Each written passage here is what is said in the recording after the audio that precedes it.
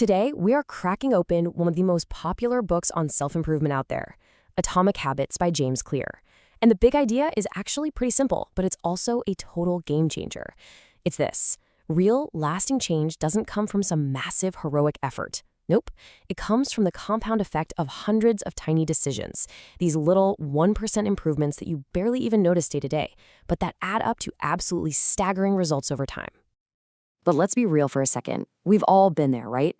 You get this burst of motivation, you set a huge goal, you're going to get fit, learn a new language, wake up at 5 a.m., and for a few days, you're on fire. And then you just stop. You slide right back into your old ways. It can feel completely impossible. So why? Why is it so incredibly hard to make good habits stick and kick the bad ones? Well, it turns out we might be coming at this from completely the wrong angle. Okay, so let's dig in with this powerful story that's been posted in the locker room of the San Antonio Spurs, one of the most successful basketball teams ever. It's about a stonecutter. He hammers away at a huge rock, maybe 100 times, and nothing happens, not a single crack. But then, on the 101st hit, the rock splits in two. Now here's the kicker. It wasn't that last swing that did it. Of course not. It was all the pressure, all the impact from the 100 swings that came before. That is what an atomic habit feels like. So, this brings us to the first major mindset shift in the book. You have to stop focusing on your goals and start focusing on your systems. Think about it. Goals are the results you want, right? To win the championship, to write the novel. But systems are the processes that get you those results. The daily practice, the writing schedule. Here's the thing. Winners and losers often have the exact same goals. The person who actually succeeds is the one with the better system of tiny, continuous improvements. And you won't believe the math behind this. If you can just get 1% better at something each day, the effect over a year is, well, it's insane. You don't just end up 365% better. Because of compounding, where your gains build on each other, you end up nearly 37 times better than when you started. It's this quiet, almost invisible process that, in the end, leads to an explosive result. To really get a feel for this, let me paint you a picture. Imagine you've got an ice cube sitting on a table in a cold room. Let's say it's 28 degrees. And you slowly, very slowly, start to raise the temperature in the room. The temperature goes up to 29 degrees, then 30, then 31, and you're staring at this ice cube and nothing. It is still just a block of ice. It feels like all your effort is for nothing. And this right here is what James Clear calls the plateau of latent potential. It's that frustrating period where you're putting in the work, but you're not seeing the results yet. And it's exactly where most of us give up. And then it happens. The room hits 32 degrees Fahrenheit, and suddenly the ice begins to melt. That one single degree of change, which looked no different than any of the others, unlocked a total transformation. See that breakthrough moment? It wasn't a single event. It was the powerful result of all the previous actions finally hitting a critical point. So this brings us right to the name of the book. What exactly is an atomic habit? Well, the word atomic has two meanings here. First, it means it's tiny, like an atom, an incredibly small fundamental unit. But second, it's also like the source of immense power and energy, like splitting an atom. So an atomic habit is this small, easy routine that is the building block of a much larger system of growth. Okay, so this all sounds great, but how does it actually work inside our brains? Well, it's not some kind of magic.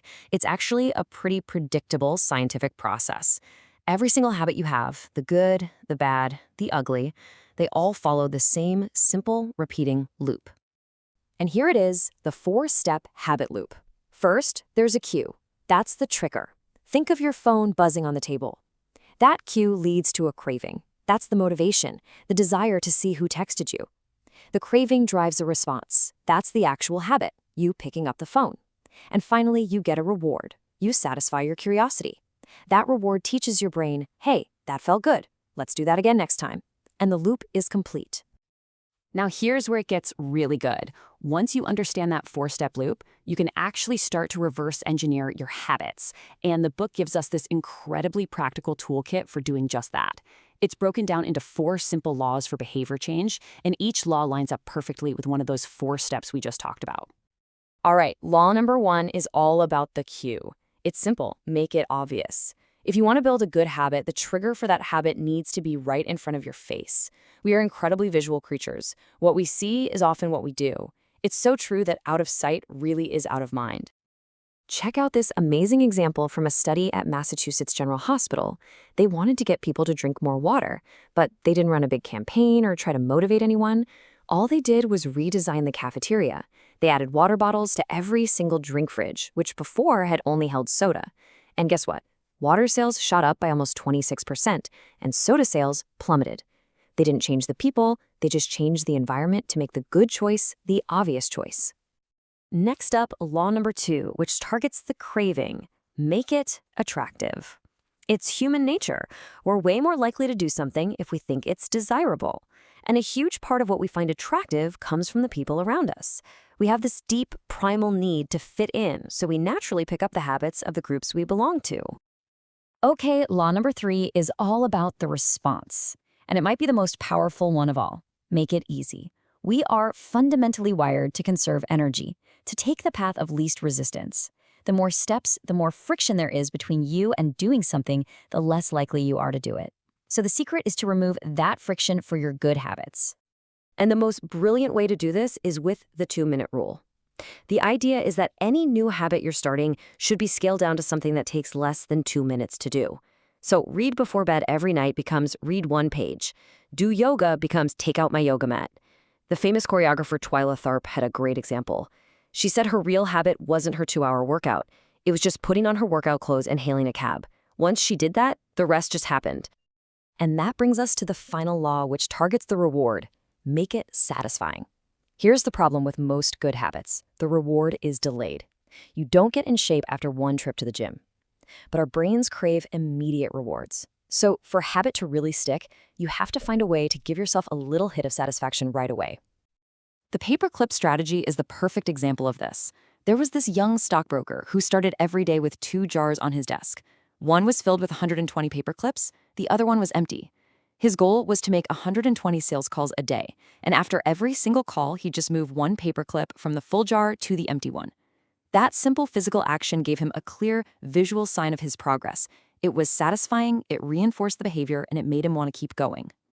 Okay, so you're using the 4 laws. You're building some good momentum. Things are going great. But then life happens. You have a bad day, you skip your workout, you eat a bunch of junk food. What now?